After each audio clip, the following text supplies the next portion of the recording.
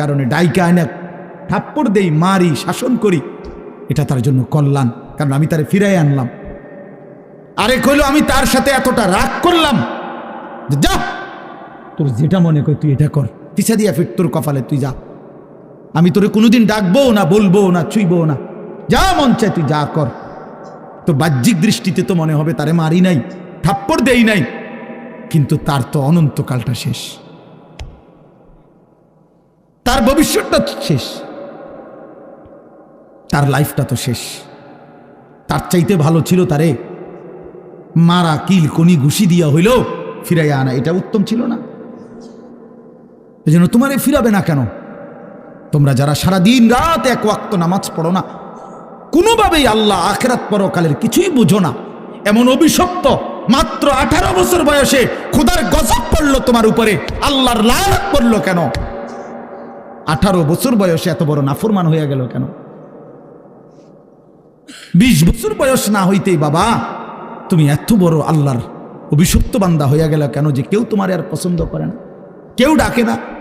আমি একটু আগেও বলছি বয়ানে, আমার মার বয়স 75 বছর, আমার আম্মার বয়স, আমার বয়স 44 বছর। আমি আজকে 21 বছর ওয়াজ মাহফিলের এই জিন্দিগি আমার, আলহামদুলিল্লাহ। আমার 4টা সন্তান আছে বাবা, আমার 4টা ছেলে মেয়ে আছে। আমার এই 44 বছর বয়সেও আমার আম্মা 75 বয়স্ক মহিলা, এখনো আমার মা আমারে কথা হইলেই বলে, হুত নামাজ শুনি, খোদার কসম মা আমারে এখনো জিগায়, ফুত নামাজ শুনি, নামাজ পড়ছো। আমার সন্তানদেরকে দেখলো জিগায়, নাতি নামাজ শুনি। আমার মা আমারে আজও বলে, ফুত কতখানে ওয়াজে যাও, মানুষের লোকে চাইও টাকা পয়সা লইয়া, কি করো না, কষ্ট দিও না, ঝামেলা করো না। কতবার যে কইছে মা আমার এই কথাইটা, শতবার কইছে মা আমারে আমার এই জীবনে। কিরে ভাইয়া, 75 বছর বয়স্ক মা তো আমার 44 বছর বয়সী সন্তানকে আজও ডাকে যে ফুত নামাজ পড়ছনি, তোমার বয়স মাত্র 18 বছর, তোমারে কেন কেউ ডাকে না? তোমার জীবনে এত বড় অভিশপ্ত হলো কেন? নুয়াল্লিহি মা তাওয়াল্লা ওয়া নুসলিহি জাহান্নাম ওয়া সাআত মাসীরা। আল্লাহ বলে, আমার যে বান্দা আমার রাসূলের বিরুদ্ধাচরণ করবে এবং আমার ইমানদার মুমিনদের পথ থেকে উল্টো পথে চলবে, আল্লাহর কসম আল্লাহ বলে, নুয়াল্লিহি মা তাওয়াল্লা, আমি তাকে সেই উল্টো পথেই চালাবো, ওয়া নুসলিহি জাহান্নাম, একদিন তাকে জাহান্নামেই ফেলে দেব, একদিন তাকে জাহান্নামেই ফেলে দেব। ওয়ালা তাকুনু কাল্লাযীনা নাসুল্লাহ ফাআনসাহুম আনফুসাহুম। রব্বুল আলামিন বলেন, ইমানদার আমি আল্লাহকে এতটা ভুলে যেও না, বেশি দিন ভুলে গেলে আমি একদিন তোমাকে নিজের পরিচয় ভুলিয়ে দেব, আত্মপরিচয় ভুলে যাবা বান্দা, আর কোনোদিন মনে পড়বে না তুমি মুসলমান, আর কোনোদিন মনে পড়বে না তোমার কবর আছে, হাসর আছে, আখিরাত আছে, আর কোনোদিন পরকাল ভুলায় দেব। ব্যস্ততম এই দুনিয়ায় কারাকারি কামরা কামরি করতে করতে, দুনিয়া কারাকারি করতে করতে, দুনিয়ার নেশায় পড়ে থাকতে থাকতে একদিন কবরে পৌঁছায় দেব, আখিরাত ভুলায় দেব। আল্লাহাকুমুত তাকাসুর হাত্তা যুরতুমুল মাকাবির। আল্লাহ বলে, বান্দা দুনিয়া বাড়ানোর নেশায় আখিরাত ভুলে গেলা, কিন্তু মনে রেখো এরই মাঝে একদিন কবরস্থানে পৌঁছে যাবা, ঠিকই একদিন কবরস্থানে চলে আসবা। কাল্লা সাউফা তা'লামুন, সেদিন কবরে আসলেই আমি আল্লাহ তোমাকে বুঝিয়ে দেব আমার প্রতিটা নাফরমানির শাস্তি। এজন্য প্রিয় বন্ধু, আমার মূল বক্তব্য এবার ইনসাফের সাথে বুঝেন। সবাই আলহামদুলিল্লাহ মনোযোগী হইছেন, আমরা কম হই কিন্তু মনোযোগী হইছি। এই যে আন্তরিকতা নিয়ে এখন শুনতেছেন, এবার একবার এতক্ষণের ধমকা ধমকি, মূল মাকসাদ দোস্ত, খোদার কসম আমি কোনো কারোর সাথে ঝগড়া করে বসছি না। ঝগড়া করে বসছি ভাইয়া এমন তো না যে কারোর সাথে আমার কাজ্জা ঝগড়া হয়েছে। এই এতগুলো ধমকের মাকসাদ তো ফিরাইতে চাই, তোমার বিবেক জাগাইতে চাই, ইমানদারের বিবেক জাগাইতে চাই। এই জন্য এতগুলো শক্ত কথা বললাম। অর্থ হইল দিলটা জাগুক, ইনসাফ আসুক, বিবেক আসুক, জাগুক। তো যদি আমরা বুঝি আমরা মুসলমান, আমরা মুমিন, তাইলে বাপ আমাদের জিন্দিগি আখেরাত, আমাদের জীবন দুনিয়া না। দুনিয়া আমাদেরকে অল্প সময়ের জন্য দেওয়া হয়েছে, মূলতই আমাদের যাবতীয় হাসি কান্না আনন্দ বেদনা, আমাদের জিন্দিগির যাবতীয় প্রস্তুতি খোদার কসম আখেরাতের জন্য, আখেরাতের জন্য। আমাদের সত্যিকার অর্থে আমরা একটা মিনিট আমার শায়েখ আরিফ বিল্লাহ হাকিমুন নফস আল্লামা মুফতি মুশতাকুন নবী কাসিমি হুজুর আমার মাদ্রাসায় কয়দিন আগে বয়ান করছিলেন।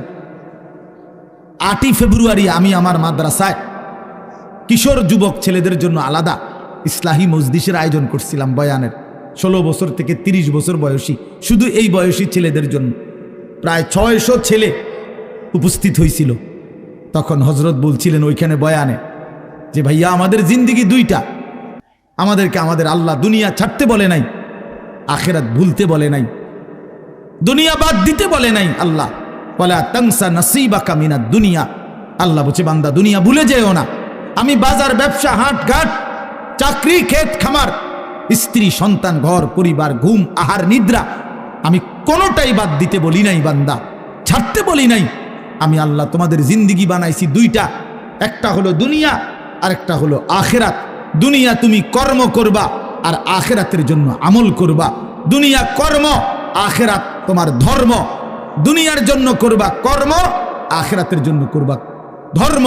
তো ধর্ম এবং কর্ম, কর্ম এবং ধর্ম মিলবে, তোমার গন্তব্য জান্নাতি হবে। তাইলে এখন হুজুর একটা আশ্চর্য সুন্দর কথা কইছে যে আল্লাহ বলছে বান্দা দুনিয়া তোমার কর্ম, আখেরাতের জন্য তোমার ধর্ম। কিন্তু আখেরাত লম্বা সময়, দুনিয়া স্বল্প সময়। নবীজি সাল্লাল্লাহু আলাইহি সাল্লাম বলছেন একটা সাগরের মধ্যে যদি কেউ নিজের আঙ্গুল সুবায় ভিজায়, তো আঙ্গুলের অগ্রভাগে যেটুকু পানি এটুকুই হলো দুনিয়া, আর সাগরের বাকিটা পানি আখেরাত। তাইলে আখেরাত লম্বা না দুনিয়া লম্বা বলেন? কিন্তু মজার বিষয় হলো লম্বা হলো আখেরাত, স্বল্প হলো দুনিয়া। কিন্তু আল্লাহ তাআলা আমার হায়াত, আমার সময় স্বল্প দুনিয়ার জন্যই দিয়েছেন বেশি, আর অনন্তকালের আখেরাতের জন্য আমল চাইছেন অল্প অল্প। সকাল 6টা বাজে 4 রাকাত ফজরের নামাজ, তাহলে 10 মিনিটের বিষয়। আবার দুপুর 1:30টা বাজে 10 রাকাত জোহরের নামাজ, 20 মিনিটের সময়। তাইলে ধরে নিলাম সকাল 6টার পরে 7টা 8টা 9টা 10টা 11টা 12টা 1টা, প্রায় 7.5 ঘন্টা পরে আবার 20 মিনিট। তাহলে সকালের 10 মিনিট আর দুপুরের 20 মিনিট, এই হলো 30 মিনিট মনে করেন আখেরাতের জন্য, আর 7.5 ঘন্টা আমার দুনিয়ার কর্মের জন্য। তাহলে স্বল্প সময়ের দুনিয়ার জন্য আমারে সুযোগ দিলেন বেশি, অনন্তকালের আখেরাতের জন্য আমলের জন্য চাইলেন আমার কাছে অল্প সময়। এটাও আল্লাহর জন্য আমরা দেব না? এটা ইনসাফ হইল? এটা বিবেকের দাবি হইল ভাইয়া?